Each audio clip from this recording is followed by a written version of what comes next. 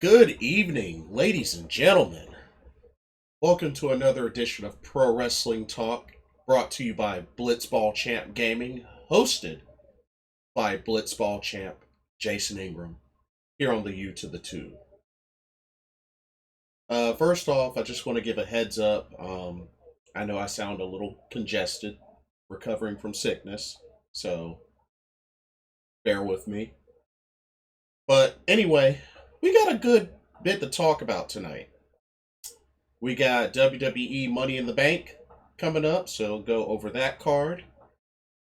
Uh, gonna talk a little bit of Stardom. We had a SWA title match that took place. Got quite a bit coming up this weekend. We got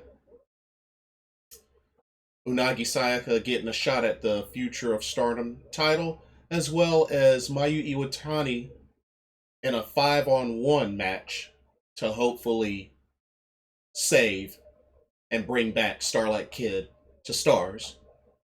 And of course, we have the announcement of the upcoming 5-star Grand Prix tournament in Stardom. So talk a little bit about that. We're going to talk a little bit of New Japan Pro Wrestling. Tag Team Turbulence just started.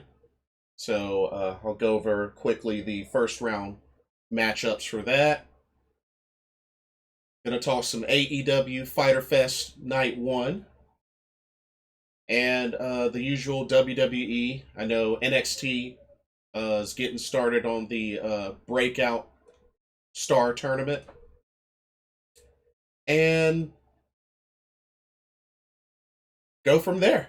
Just go from there. SmackDown had their first show in front of a live crowd, so no more Thunderdome, or at least for now. So, got a good bit to talk about. So, let's go ahead and get started with some Stardom.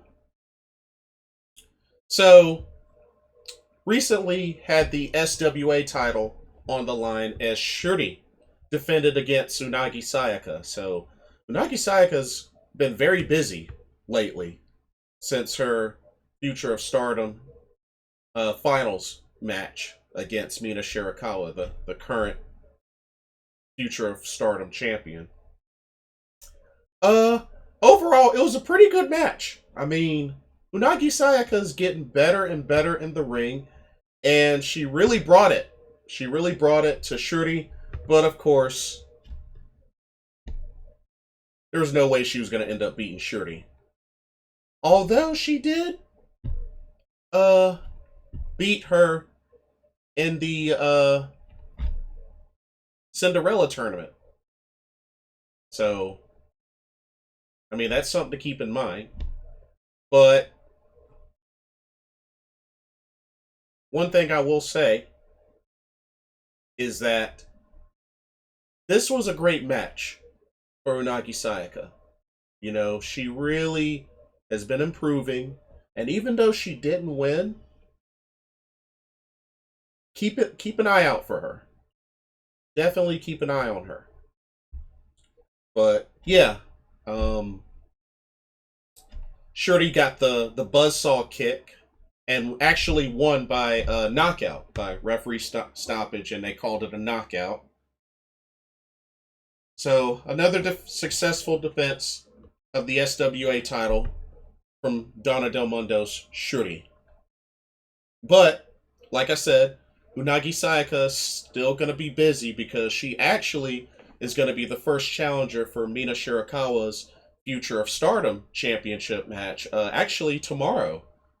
So, she'll get another title opportunity, and we'll see if she can capture the Future of Stardom championship on her first attempt. And not only that, as I mentioned earlier, July 17th is also the 5-on-1 match with Mayu Iwatani of Stars taking on 5 members of Oedo Tai. Konami, Ruaka, Saki Kashima, Rina, Fukiken Death. If she can win this match, she can beat Oedo Tai, then she wins the rights to get Starlight Kid back into Stars. But at the end of the day, it's going to be up to Starlight Kid, even if Mayu Iwatani does win the match. Personally, I've mentioned this before, but if you ask me, I think Mayu is going to win, but I think Starlight Kid is going to stay in Oedo Tai. I think she's going to stay.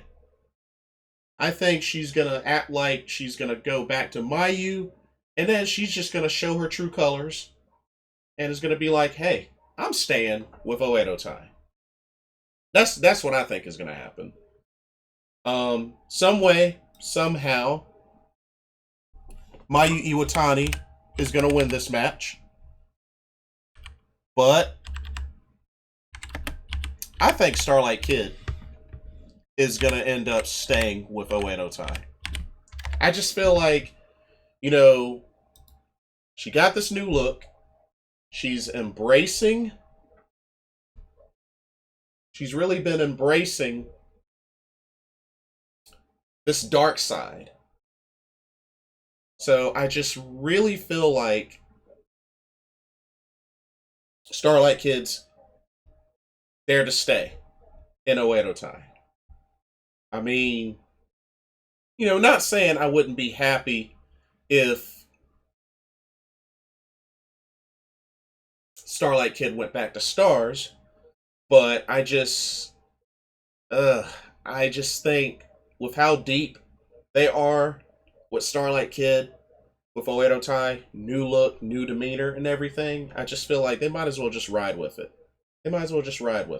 So, but yeah, I do think Mayu will win, but I think Starlight Kid stays in Oedo Tai, even with Mayu winning. And then, other than that, we got the 5-Star Grand Prix tournament announced, and it looks like it's going to begin July 31st, and it's going to last all the way to, it looks like September, I believe. September 25th, I believe, is when the finals for the 5-Star Grand Prix tournament. Let me just make sure. Yeah, September 25th. Wow, that's a good ways away. But I mean, it is a pretty long tournament. Definitely a lot longer than the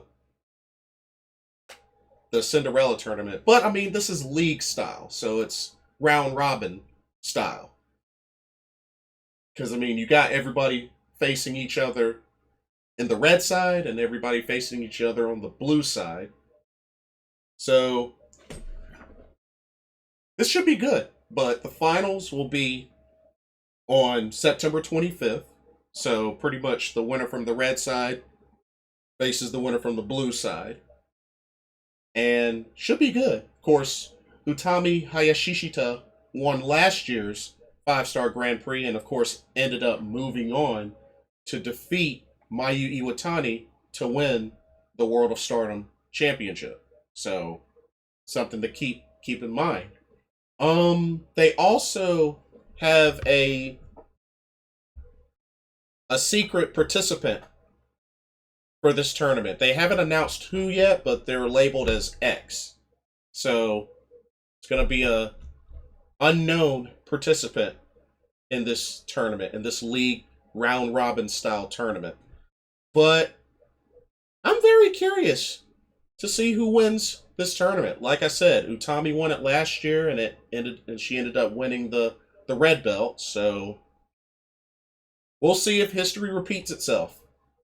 I know, unfortunately, history didn't repeat itself this year for the Cinderella tournament, but we'll see what happens with the 5-Star Grand Prix. And pretty much, you know, getting to that point, it'll be about, what, the 1-year anniversary since Utami won the red belt? Or at least close to it. You know, probably needs to be a little bit further, but I mean, you know, we'll see. we'll see what happens. But that should be fun. That should be a lot of fun, and that's going to last a good while. So definitely keep an eye out for the 5-star Grand Prix 2021. Should be awesome. But that's pretty much all that I have for Stardom. So not a whole lot. New Japan Pro Wrestling. So, Tag Team Turbulence began tonight, and they went ahead and did the first round matchups. So they had 4 matches. They had the Good Brothers taking on TJP and Clark Connors. Pretty good match. But of course, not surprised that the Good Brothers won. Of course, they won with Magic Killer.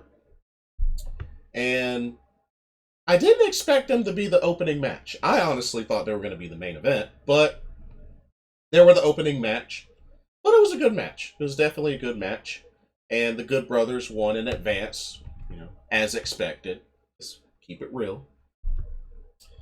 Next up, we had Ren Narita and Yuji Nagata, so pretty much Team Japan, going up against Wheeler Yuta and Fred Yehi. Now, this one was pretty interesting. Not in a bad way, of course, but I was actually kind of surprised that Ren Narita got the victory for his team.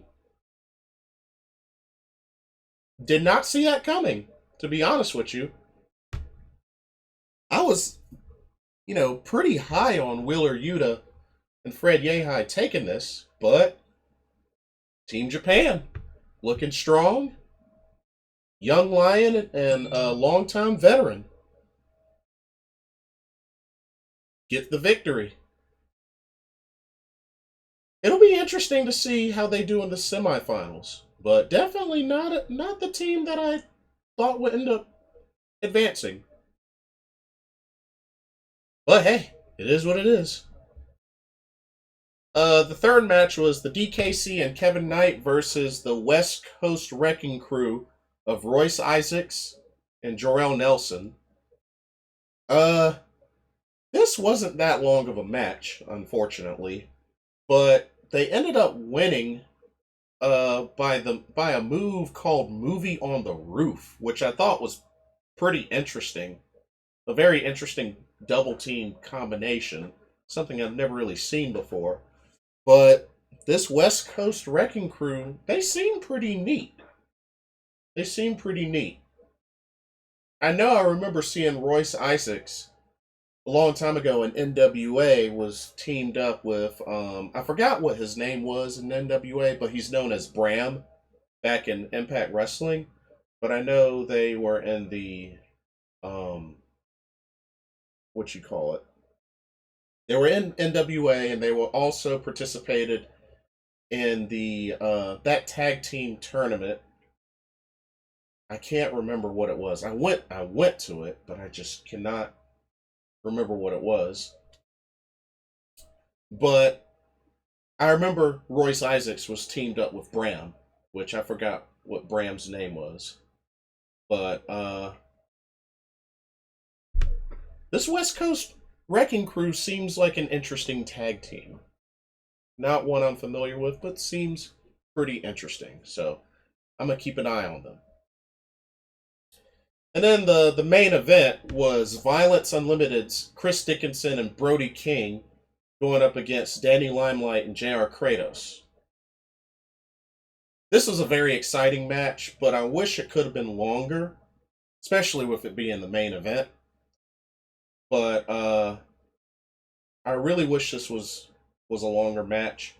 But Brody King, man, just more and more that I see Brody King, the more and more I'm just impressed. Like, even when he was with Villain Enterprises, like, Brody King, that dude is a beast. I mean, whether it's power, high flying, that dude can do a lot for his size. Like, honestly, I would love to see a match between Keith Lee and Brody King. Just to see how a match between those two would be. because I feel like those two could go and put on an instant classic. Brody King, Keith Lee, shoot, are you kidding me? They would put on an instant classic. Shoot, you better recognize. But Chris Dickinson got the victory for his team with a running Death Valley driver. And it's interesting because normally I see Danny Limelight quite a bit on AEW, especially on Dark and Dark Elevation. It seemed like I hadn't really seen him on AEW in a while. So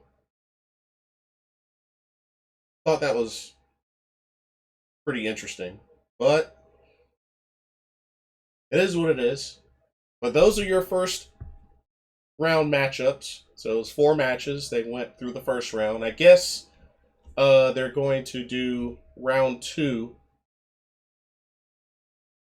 next week.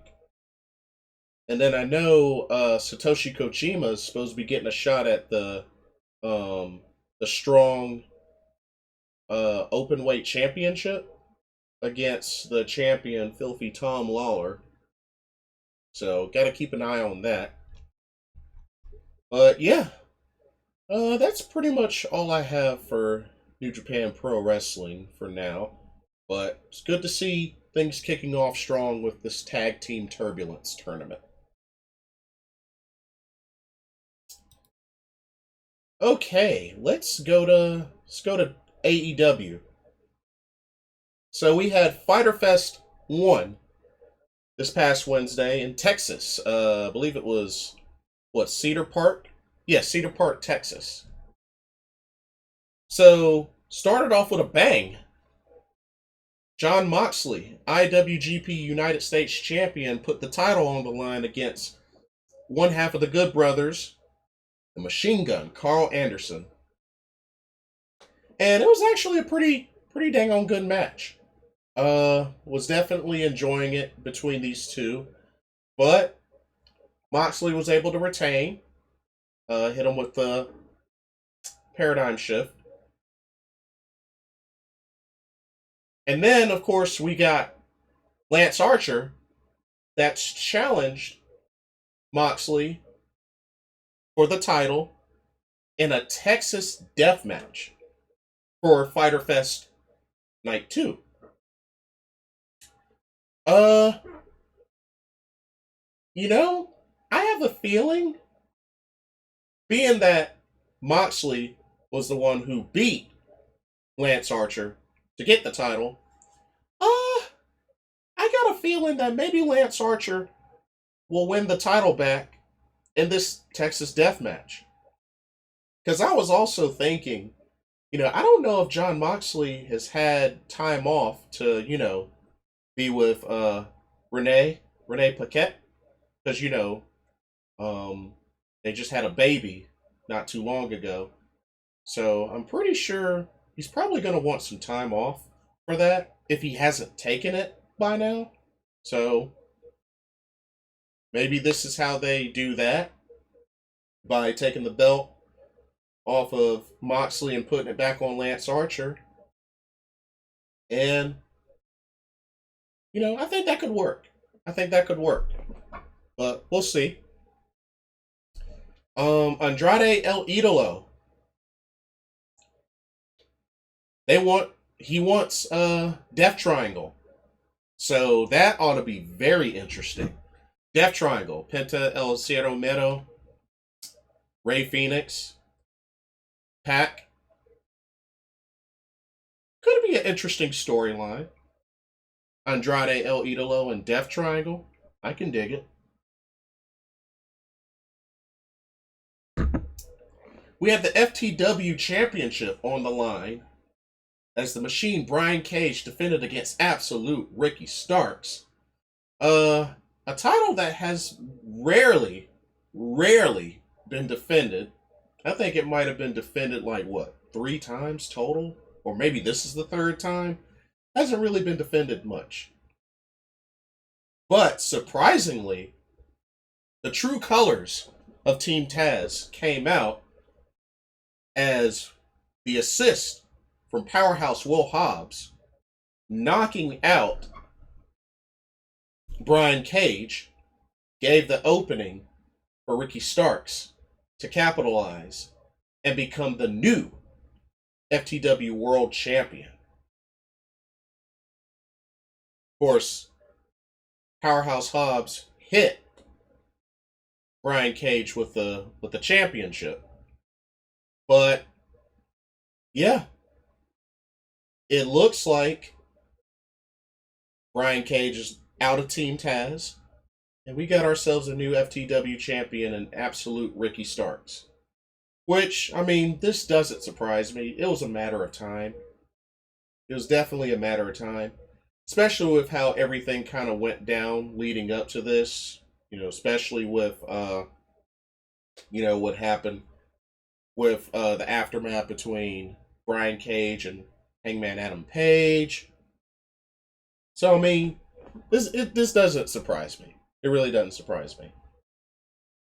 But we'll see how much this title gets defended now that Ricky Starks has it. I don't think it'll be that much, but we'll see. I just feel like whoever has this title is definitely going to be a part of Team Taz, so we'll see. So, we had the Nightmare, Cody Rhodes, American Nightmare, come down and pretty much had some words for Malachi Black. And he wants to fight him. He wants to fight him. It's part of Fyter Fest. Malachi Black responded. First, it was on the big screen. And then Cody Rhodes called him out. Malachi Black answers, shows up. They brawl for a bit. And then pretty much referees came down and broke up the two. So I'm hoping we'll definitely see Cody Rhodes and Malachi Black maybe as soon as next week. Or shoot, let them duke it out at Fight for the Fallen. I wouldn't mind seeing that one bit. But it's definitely light side versus dark side, clearly. But I really do hope to see Malachi Black be put over Cody Rhodes. Especially if this is going to be his first match. He definitely needs to go over. So, here's hoping they do that. Do the right thing. So, had a backstage moment with Tully Blanchard and Proud and Powerful. They got a hold of Tully Blanchard, was going to take him out with a crowbar, but of course the crowbar was fake. So, a shot and a warning to the Pinnacle. It was pretty funny. It was pretty funny.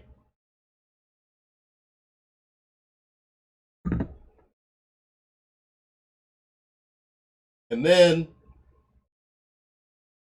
had an interview on the ring, Tony Schiavone, with Hangman Adam Page, and wow, what a big pop from the crowd on Hangman Adam Page's arrival. Started to talk and was getting ready to make the challenge to Kenny Omega for the AEW World Championship. Of course, the Elite, Kenny Omega, everybody with the Elite came out and pretty much they're like, no, you're not the guy, you're not the guy, you'll never do it, you can't do it. Of course, Matt Jackson came in, talked smack, and of course he got knocked out. And Kenny Omega was getting ready to get his shot in on Page, and then of course the cavalry arrived in the form of the Dark Order. And all of this led to a challenge from Kenny Omega, a 5-on-5 elimination match. The Elite versus the Dark Order.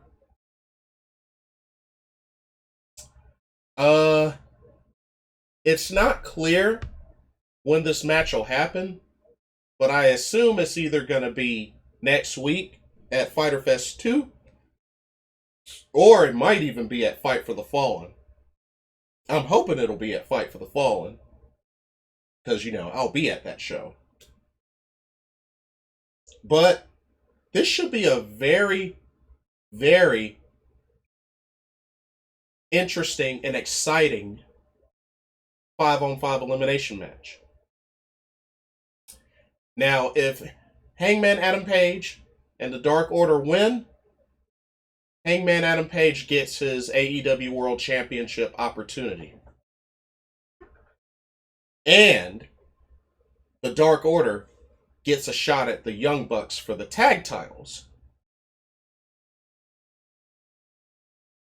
But if the Elite wins, then both the Dark Order and Hangman Adam Page lose their opportunities for their respective titles. So it's quite a bit on the line here. But I'm very excited for the showdown, this 5-on-5 stable showdown.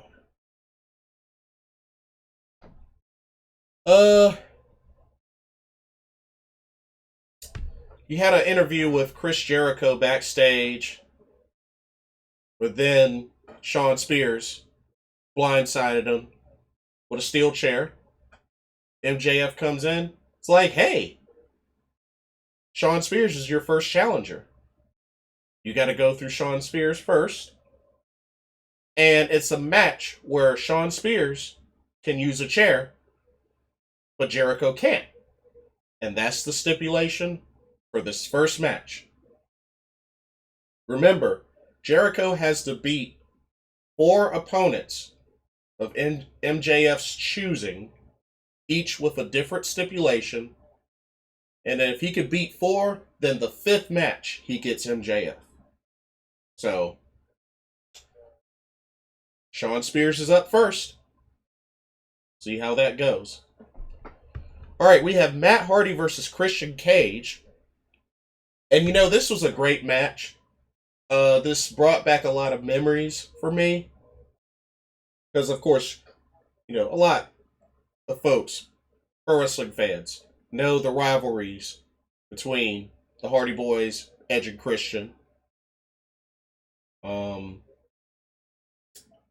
Spans over many, many years.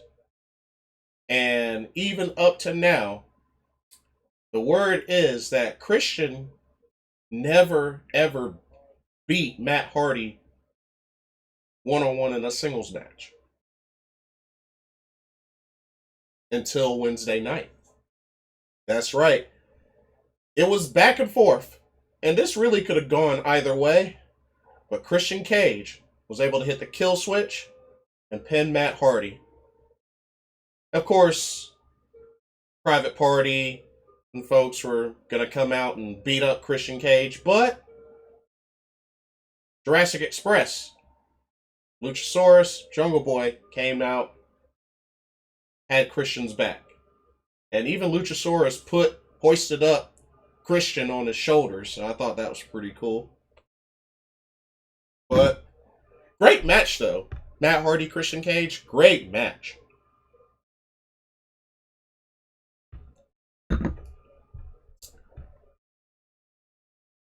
Had Tony Schiavone interview Dr. Britt Baker, DMD. And she did a nice little promo. And I don't know, y'all. What do y'all think? It looks like Britt Baker is a heel, but gets cheered constantly. So, something tells me she might not be a heel for long, but we'll see. The fans are definitely behind Britt Baker, and, I'm definitely looking forward to this, because remember, Britt Baker still hasn't beaten Nyla Rose, so she's about to get her chance. should be good. Should be really good. But fans are definitely behind Britt Baker, and it looks like they're going to have their title match at Fyter Fest Night 2 next week. And of course, Jon Moxley accepted Lance Archer's challenge for the Texas Death Match, so that'll be on for next week, Fyter Fest 2. We had a pretty nice match between Wheeler Yuta and Sammy Guevara. This was actually really cool. Cool match. But of course, Sammy Guevara got the victory. But you best believe these two put on a good show.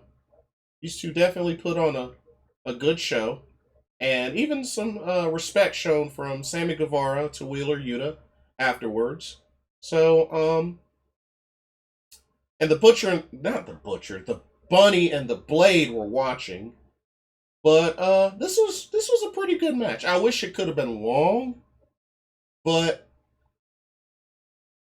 a lot more people are getting more and more high up on Wheeler Yuta. And Wheeler Yuta, he's been wrestling around quite a bit. ROH. He's going to be wrestling on PWX coming up next weekend. I'll be at that show. That should be awesome. Of course, he was on tonight as part of Tag Team Turbulence, New Japan Pro Wrestling. He's been wrestling on AEW. Wheeler Yuta, he's been getting around. So, definitely keep an eye out on him. The dude is good. The dude definitely seems really good. So, keep an eye out for Wheeler Yuta. We have my girl, the magical girl, Yuka Sakazaki, have a match against Penelope Ford. This was Yuka's return to AEW for the first time in 16 months. And it was really good seeing these two ladies go at it. It was pretty back and forth, but Magical Girl Splash from Yuka Sakazaki got the victory. And if you ask me, I hope at some point she gets a title shot against Britt Baker, because you got to remember, last time her and Britt Baker had a singles match, Yuka beat her. That's right. Yuka beat her. So, I know it's been so long, but give her a shot. Give her a shot. But I'm hoping to see the magical girl Yuka Sakazaki. I hope she gets booked for Fight for the Fallen, because I really want to see her live. And then we had the main event, the coffin match. All Ego Ethan Page versus Darby Allin. And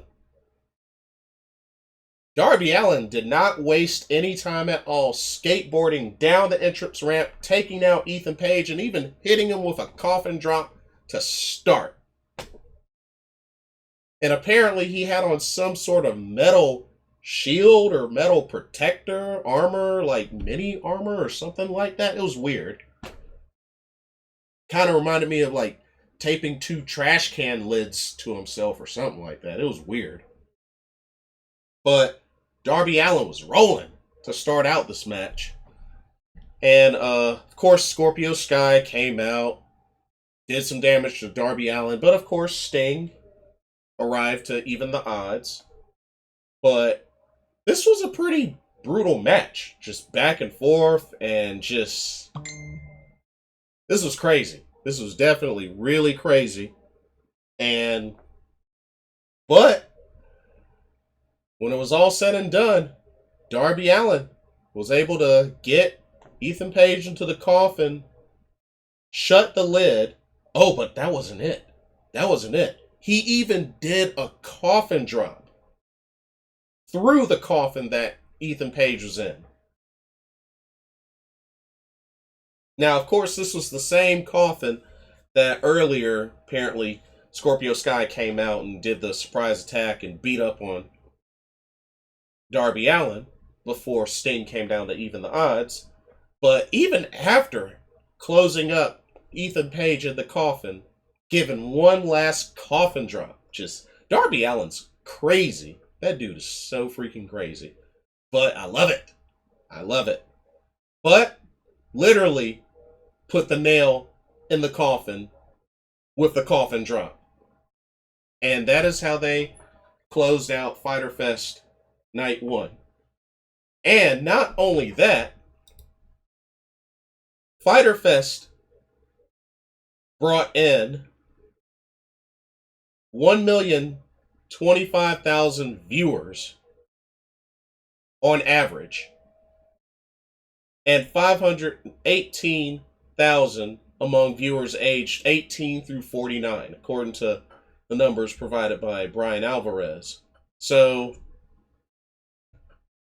AEW coming out on fire.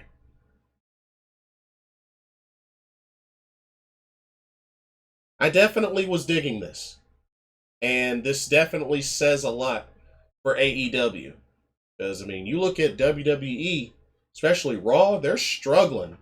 Definitely struggling to even hold on to viewers like that. Especially considering how lower and lower Raw keeps getting week after week. So, definitely a victory there for AEW. But we got Fyter Fest Night 2 to look forward to next week.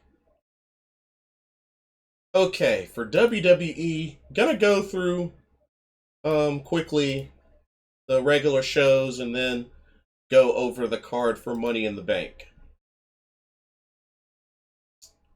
Okay, let's get started. Raw. Oh man. First off, I want to say that Monday Night Raw will be coming to Raleigh, North Carolina, PNC Arena, my hometown, September 20th of this year. So, just throwing that out there. Raw. We had yet another match between Xavier Woods and Bobby Lashley. Why? I have no freaking idea. But once again, oh man, Xavier Woods gets the victory over Bobby Lashley. From a roll-up, mind you. Of course, Bobby Lashley was mad, stormed out, fuming, angry. Don't know why we had this match again, especially after they had a Hell in a Cell match. So dumb. We had the Alexa's Playground segment with Alexa Bliss, Eva Marie, and Piper Niven.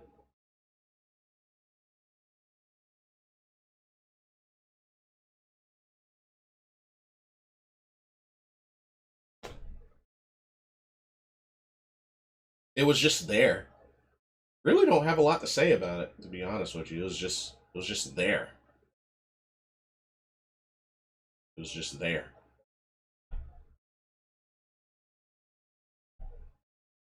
Segment in the ring with Jinder Mahal was apparently gonna supposedly give Drew McIntyre's Claymore back to him, only to reveal that the sword is broken. But Drew McIntyre on the big screen revealed that the whole entire time Drew had the real sword and Jinder Mahal had the fake replica. Oh, but it didn't end there. See, Jinder Mahal came into the arena on a really nice fly motorcycle that Drew McIntyre ended up demolishing and just busting up badly. I mean, kind of like almost how dang on Brock Lesnar busted up a car and Kofi Kingston busted up a car, like just crazy. I mean, Drew towed that motorcycle up. That was probably the one entertaining thing that happened on Raw. We had a fatal four-way with 4 of the ladies that'll be competing in the Money in the Bank. Nikki, well, now she's Nikki Ash, ASH, almost a superhero. Oh, God, that is so freaking stupid. Nikki Cross versus Alexa Bliss versus Asuka versus Naomi. Alexa Bliss got taken out by Piper Niven and literally disappeared. But Nikki was able to pin Asuka to win the match.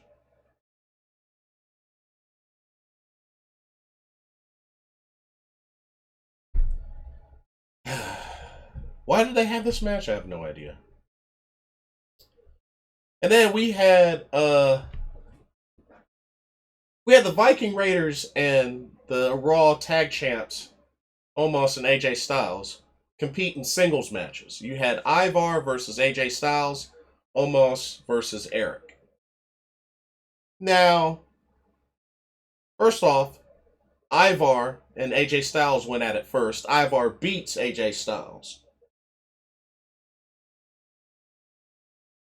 Some interesting information that I wanted to bring up, courtesy of BC Amplified. Shout out to you, another really great podcaster for pro wrestling on YouTube. So, once again,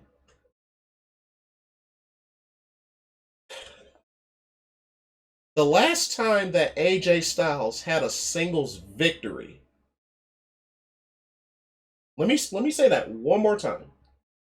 The last time that AJ Styles had a singles victory, televised one-on-one victory by pinfall submission, was March 8th of this year against Randy Orton. March 8th of this year against Randy Orton was his last singles victory by pinfall or submission.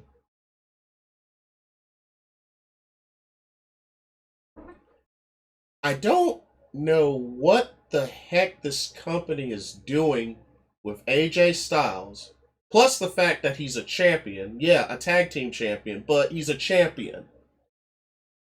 And he's been getting pinned match after match, singles matches, tag matches, just pinned match after match.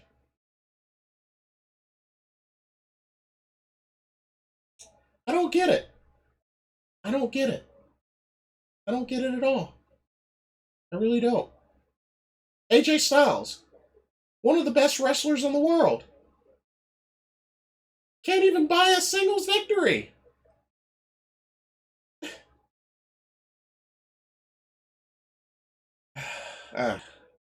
Moving on. Ivar beat AJ Styles, almost beat Eric. So they pretty much just traded victories. Oh, man. We had a United States Championship match that barely lasted seconds. Sheamus defended against Humberto Carrillo. Of course, he ambushed Humberto before the match backstage. And then, pretty much, bell rang, brogue kick, done. Of course, Damian Priest came in to pretty much stop a post-match beatdown from Sheamus. My thing is,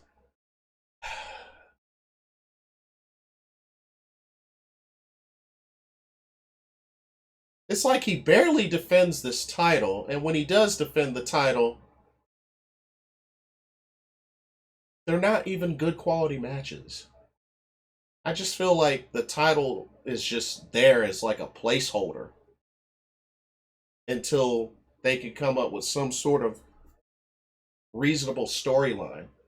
Because honestly, Sheamus has not been a good United States champion. Let's just keep it real. This title run has been blah.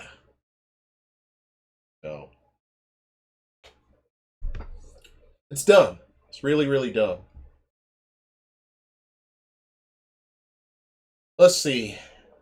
You had a pretty long Falls Count Anywhere match between Ricochet and Johnny Drip Drip, John Morrison. I mean, it was pretty cool. Ricochet got the victory. I thought it was really cool that he did a 450 splash off the barricade onto John Morrison. That was crazy. But yeah. Seeing these two wrestle each other is pretty entertaining, I will say that. But thankfully Ricochet got the victory. I thought it was funny how Riddle put the Miz on his back in his wheelchair, and of course he couldn't get up from his wheelchair because he was on his back, couldn't really move. So I thought that was funny. But yeah, Ricochet got the victory. You had Rhea Ripley versus Natalya, which Rhea Ripley got the victory, gave her a riptide. Afterwards, Charlotte Flair came out, attacked Rhea, put her in the figure eight while stretching over the ring apron. Yeah. And then to end Raw, Bobby Lashley pretty much came out still fuming, mad, doesn't have his full suit on, and is pretty much like, I'm sick and tired of all this ladies and champagne and women and all of this. I'm sick and tired of it. Rips into MVP, tears the entire MVP lounge up, and you pretty much now have a pissed off, raging Bobby Lashley, I guess now focused and ready to take on Kofi Kingston this Sunday at Money in the Bank. There you go. That's Raw for you. NXT. NXT was very weird. So you had Dakota Kai versus Ember Moon to start off, which I honestly thought Ember Moon was going to win, but Dakota Kai got the victory. I mean, it was a decent match, but I honestly thought Ember Moon was going to win this. But I was shocked and surprised to see, after this match, Xia Li came down to the ring and challenged Raquel Gonzalez for a title shot, NXT Women's Championship, which Raquel accepted. And I'm actually looking forward to this match. Ever since the gimmick upgrade, Xia Li hasn't lost a singles match. So, I mean, when you think about it, she's at the right place for a title shot, when you think about it. So, it'll be interesting to see how this goes. Xia Li, Raquel Gonzalez, this is probably who she's going to get her first loss to. So, which, I mean, it's an understandable opponent in Raquel Gonzalez, but I'm looking forward to this match. Should be really good. Especially Raquel being pretty much twice Xia Li's size. This should be interesting. We had Tyler Rust versus Bobby Fish, which I was so mad about. Bobby Fish has no business jobbing to Tyler Rust. This dude has no business jobbing. It's Bobby Fish.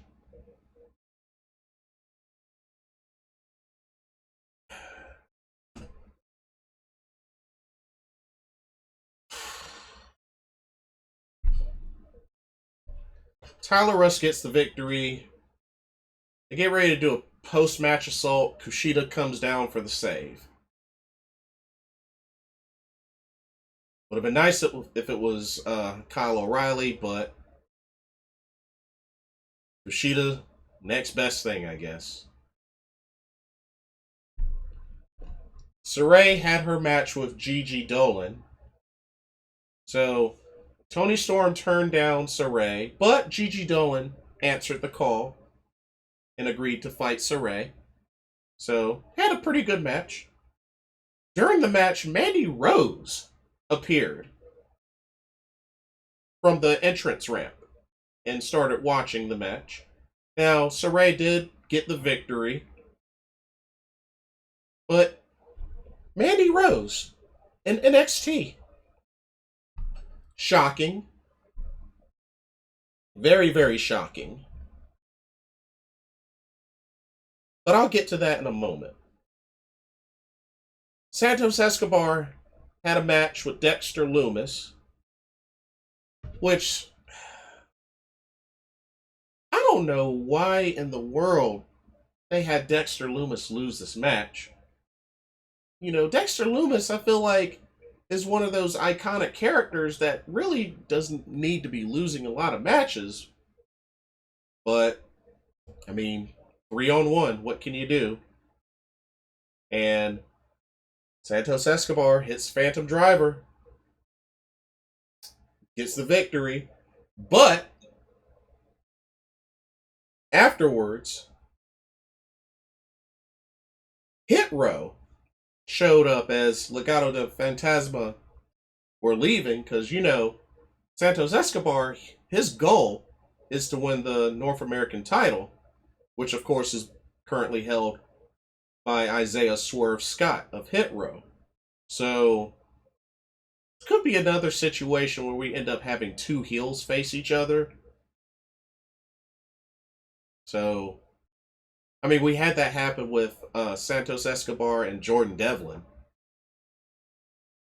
So, that's what this is looking like is going to be, two heels having a title match. But we'll see. They started the first round of the NXT Breakout Tournament. They had Duke Hudson, formerly known as Brendan Vink, going up against Ikemen Jiro from Japan. And this was a pretty decent match. I like what Ikemen Jiro was doing. Gimmick is pretty interesting. Duke Hudson's another big man. But when it was all said and done, Duke Hudson got the victory. I was kind of bummed. I was hoping Jiro would win. But Duke Hudson advances to the next round of the NXT Breakout Tournament. We had a tag team match, a women's tag team match. We had Casey Catanzaro and Kaden Carter going up against Aaliyah and Jessica Maya. I tell you, man, Casey and Kaden remind me of like the female version of the Motor City Machine Guns. Because I tell you, that finisher they did, a version of Skull and Bones, but instead of a splash, you get a 450. Wow.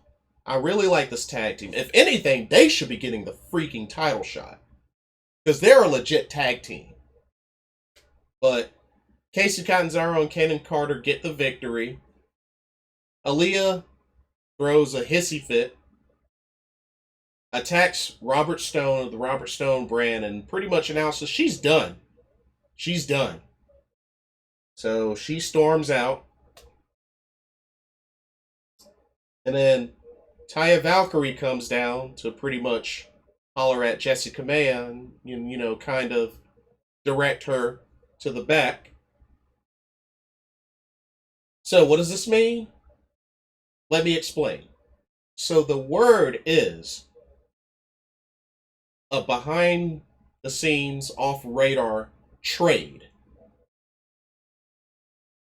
Aaliyah going to the main roster, Mandy Rose coming to NXT. That's what the word is.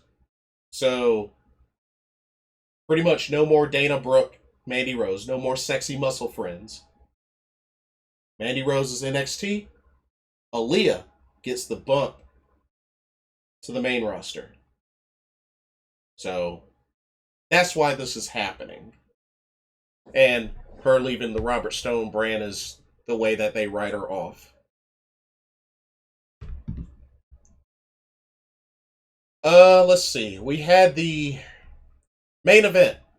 NXT Championship match. Karrion Kross defending against Johnny Gargano with Samoa Joe as the special guest referee. Now, of course, you know, Samoa Joe called everything down the line. When it looked like Karrion Kross was going to go too far, not break the counts and stuff like that, Samoa Joe would pull Karrion Kross off of Gargano when he was getting ready to use the steel steps. He stopped him. Was a fair referee. He was able to get the victory on Johnny Gargano. And Samoa Joe made the count, fair and square. Karrion Kross retains the NXT Championship. You know, raised his hand and everything. But then afterwards, Karrion Kross locked in the cross jacket on Samoa Joe. Now, I'll say this. With that happening, is this a sign of perhaps Samoa Joe returning to the ring and feuding with Karrion Kross? I mean, he just locked him in the cross jacket, took him down. Maybe Samoa Joe is actually cleared. I mean, could y'all imagine Samoa Joe versus Karrion Kross? It could happen. Maybe he's cleared. Maybe he's finally cleared. But we'll see. Because if anything, he was provoked. With Karrion Kross putting that cross jacket on him, Samoa Joe, the Samoan submission machine, has now been provoked by Karrion Kross. So you best believe this is going to lead to something. But we'll have to wait and see. Interesting NXT, but quite a nice ending.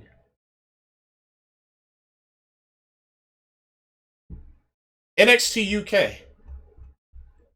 So, we had 3 solid matches for NXT UK, but there was also a press conference between NXT UK United Kingdom champion Walter and Ilya Dragunov, and it was even at a point where Ilya Dragunov was kind of starting to tear up from the smack talk from Walter. Walter starts speaking in another language and such, and you know, they were even face to face, and everything was going as you know I would thought a press conference would go, but then there were reports of a backstage altercation between Walter and Ilya Dragunov, and by the time it was over, Walter suffered a hand injury, and because of that, Walter versus Ilya Dragunov for the title is not going to happen, and they're going to give some sort of follow-up next week. But yeah, Walter's hurt. So we don't know if he's going to have to vacate the title. We don't know how. I mean, they say it's a severe injury, but we'll have to see what happens.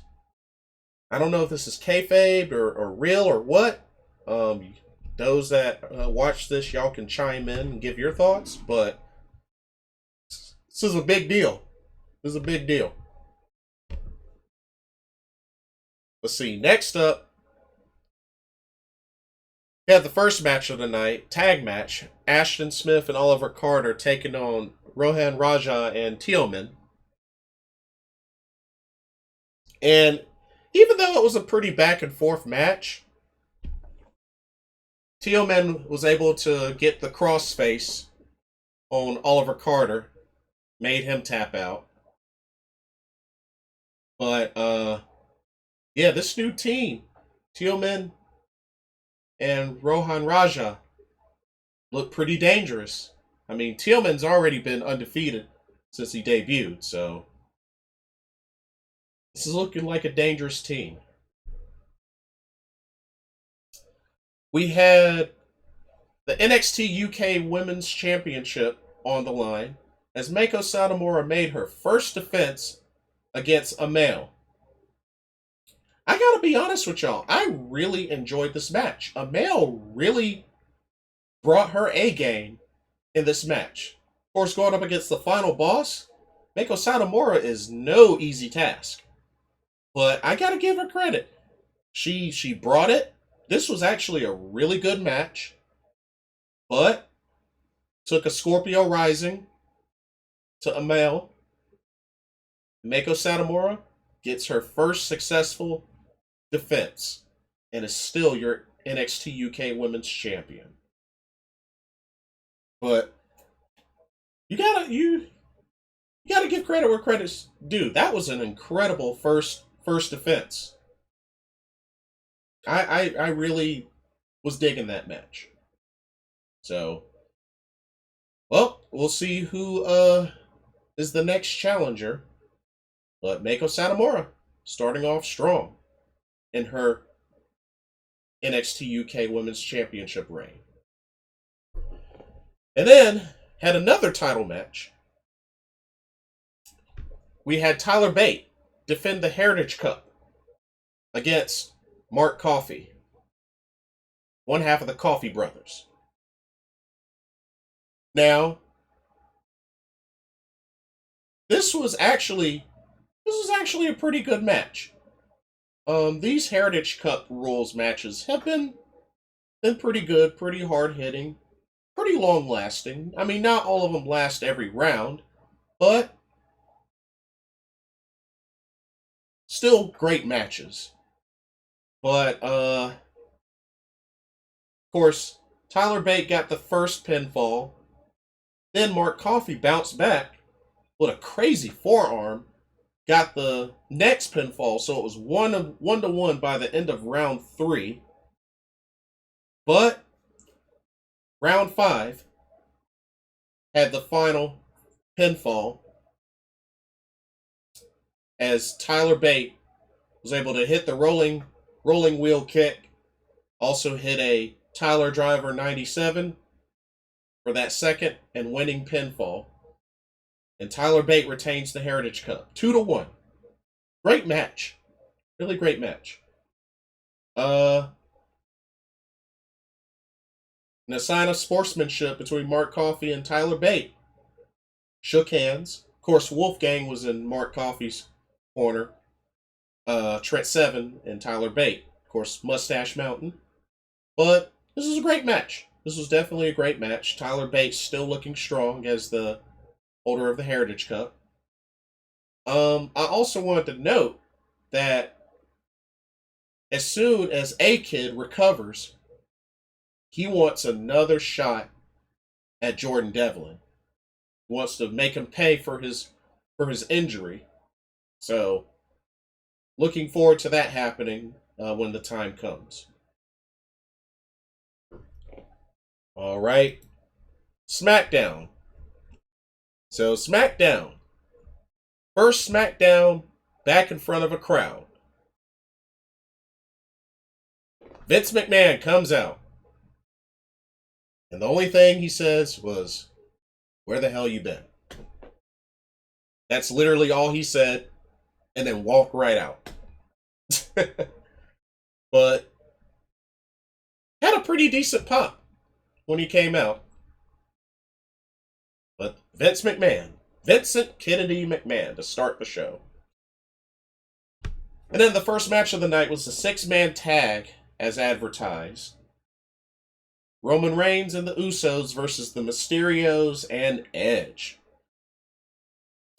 Now, lately, Edge has had the best of the Usos and Roman Reigns. and just beat downs and such. But it was the Usos and Roman Reigns that actually picked up the victory in this match. I believe it was Jimmy that got a handful of tights. It was Jimmy or Jay, one of the two, rolled up Rey Mysterio for the victory. And then, of course, afterwards, it looked like Roman Reigns was going to do the same to Edge that Edge did to him, take the bottom piece of the chair out and get him in like a crossface with that steel piece. But Edge gets the spear on Roman Reigns, and then he uses that leg chair, that same one, puts Roman Reigns in the crossface, makes him tap. So once again, Edge with the momentum over Roman Reigns. Sami Zayn came out and started running his mouth. Why am I should be in the Money in the Bank and blah, blah, blah, just talking up a storm.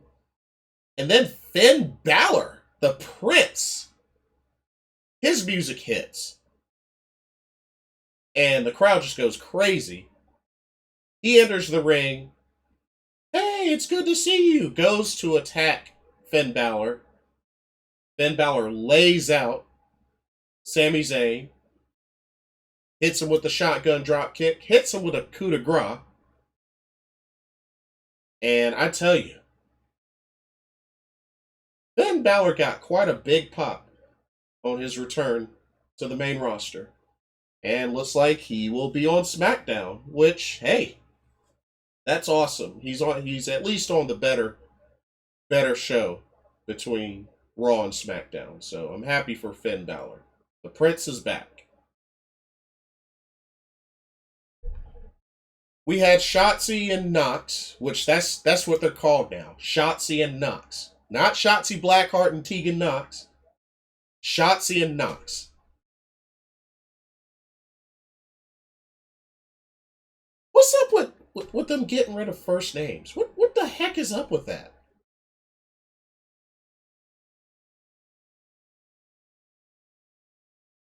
I mean, we have Riddle. We got Knox. What the heck is up with getting rid of the first names? Or just reducing superstars to just one name? Shotzi, Ivar, Eric. Like, oh man. Anyway. They went up against the tag team champions, the women's tag champs of Tamina and Natalya, which Tamina was confirmed as the last entrant for the Money in the Bank for the women. They had Selena Vega and Liv Morgan at the commentary table. And of course, you know, they were talking and jaw-jacking, and they ended up brawling outside. Ended up being a distraction to Natalya, and Tegan Knox was able to pretty much roll up Natalya to get the victory. And once again, Shotzi and Tegan have defeated the women's tag team champs. Again. So, I mean, are y'all going to give them a title shot or what? Like, that's twice that they've beaten the tag champs. I don't. Whatever. But they're the tag champs. They're your tag champs. Tamina and Natalya, and they just got beat back to back 2 times by Shotzi and Knox. Moving on. Had a pretty good match for the SmackDown Women's title between Bianca Belair and Carmella. I actually enjoyed this match. This was actually a pretty dang on good match. It was back and forth, but Bianca Belair was able to get a hair whip and then a KOD to retain SmackDown Women's title. I mean, it would have been nice if this was defended at Money in the Bank, but I think they already have a pretty stacked card for Money in the Bank, as is, which we'll go over after this. Cesaro had a match with Otis, but of course Chad Gable interferes. Cesaro gets the disqualification victory. Cesaro makes Chad Gable pay by swinging him around a couple of times, but Otis comes in and pretty much blasts Cesaro and then hits him with a turnbuckle splash. I mean, it was already bad enough that Otis attacked him backstage before their match, but yeah.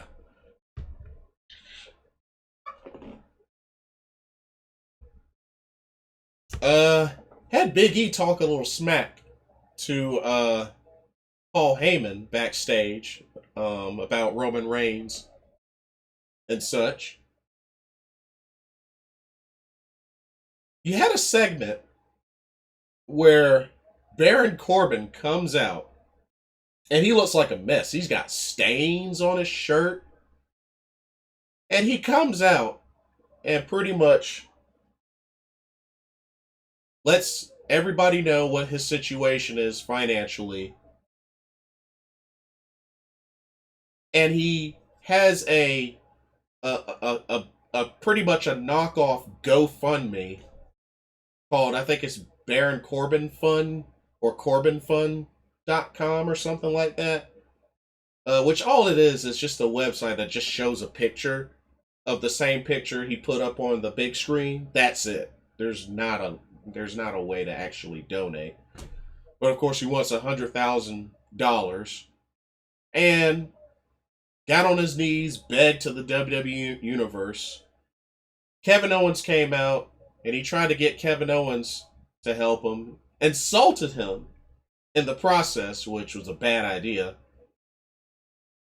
And he paid for it with a stunner. So, not a good start for Baron Corbin on the e-begging. But that segues into the main event. The Fatal 4-Way match. Seth Rollins versus Big E versus Kevin Owens versus Shinsuke Nakamura. Wish this match could have been longer, to be honest with you. But Seth Rollins reigns supreme, gave Big E a curb stomp on the ladder to get the victory. There was a nice spot with Kevin Owens doing the leap off of the ladder onto Shinsuke Nakamura through the announce table, so that was a pretty cool spot.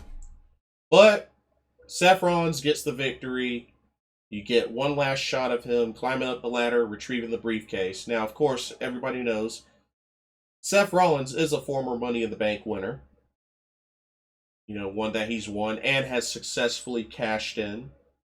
So, it's possible this could be a repeat. I doubt it, but we'll see. So, with that being said and done, let's look at the card for Money in the Bank. So, Money in the Bank, this Sunday, July 18th at 8 p.m. So, there is going to be a kickoff match. The kickoff match will be for the SmackDown Tag Team titles, as the Mysterios will defend against the Usos. So that's your kickoff match. I think the Mysterios will retain. This first go round, I think they'll retain. Next up, we have the Raw Tag Team titles, as AJ Styles and Omos defend against the Viking Raiders. Personally, I hope the Viking Raiders win, but something tells me AJ Styles and Omos are going to end up winning. But I really want the Viking Raiders to win. Badly.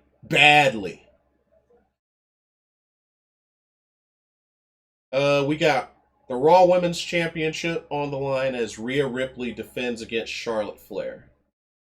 I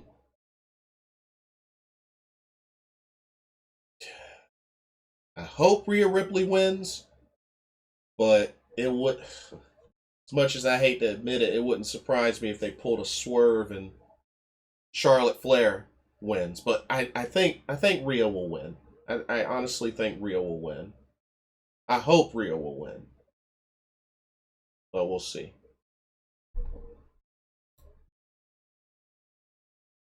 Okay, you have the... let's do the women first. Women's Money in the Bank match. Your competitors: Zelina Vega, Asuka, Naomi, Alexa Bliss, Nikki Cross, Liv Morgan, Natalia, Tamina.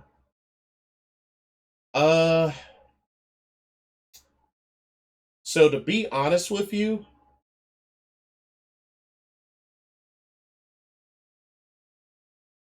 the only four that I could see possibly winning the Money in the Bank briefcase for the ladies, I think it's going to be one of these four: Alexa Bliss, Nikki Cross, Liv Morgan, or Zelina Vega. I think one of those four is going to win.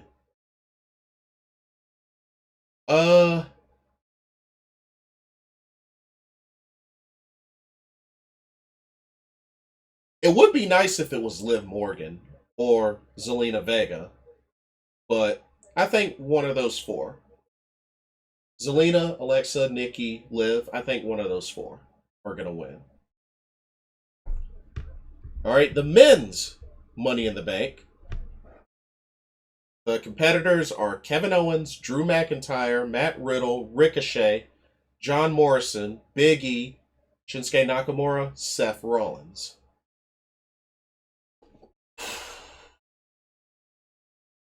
I'm going to tell you right now, I'm going to be so angry if Drew McIntyre wins the Money in the Bank.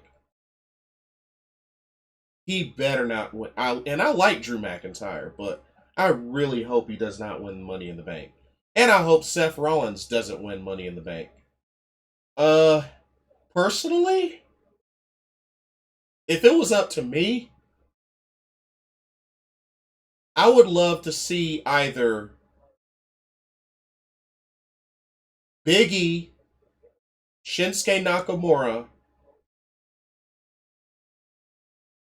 or Kevin Owens win the Money in the Bank. I would like to see either of those three. Only because I don't see Riddle winning it. I don't see Ricochet winning it. John Morrison would be crazy, but I wouldn't complain if John Morrison won. But I think Kevin Owens, Big E, or Shinsuke, I think will win.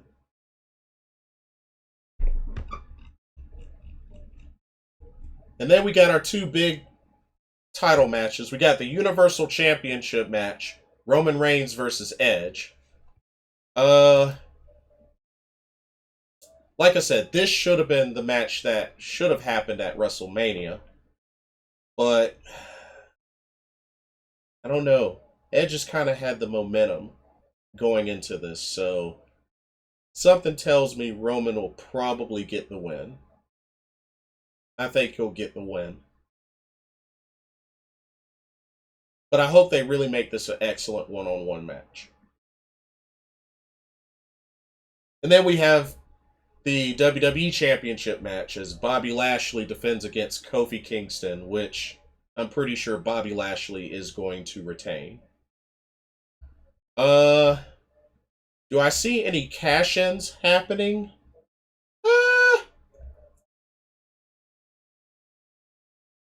It's possible. I could see maybe one cash-in. Maybe one cash-in. But the only cash-in that I could see happening is for the men, not for the ladies. But who knows? A cash-in from the men could happen, but I don't know. Like I said, me personally, y'all know how I feel about Money in the Bank. I think it should die, especially with how things happened last year. with Otis. Otis and The Miz. But, yeah. Anyways. That does it for this edition of Pro Wrestling Talk. It's been fun. Been fun chatting with y'all. What do y'all think? What do y'all think about the Money in the Bank? Who are y'all's picks? Are you excited for Stardom's upcoming 5-star Grand Prix? Do you feel Mayu Iwatani will win back Starlight Kid? AEW. What y'all think of AEW? Tag Team Turbulence from New Japan Pro Wrestling. And just everything else with WWE slowly returning back to a live crowd, starting out with SmackDown. Let me know what y'all's thoughts are. Anyway, like, comment, subscribe, click the notification bell so you don't miss any video. Thank y'all so much for watching. For this edition of Pro Wrestling Talk, I'm Blitzball Champ Jason Ingram of Blitzball Champ Gaming. Hope everybody has a blessed weekend, and I will see y'all soon. Good night, everybody.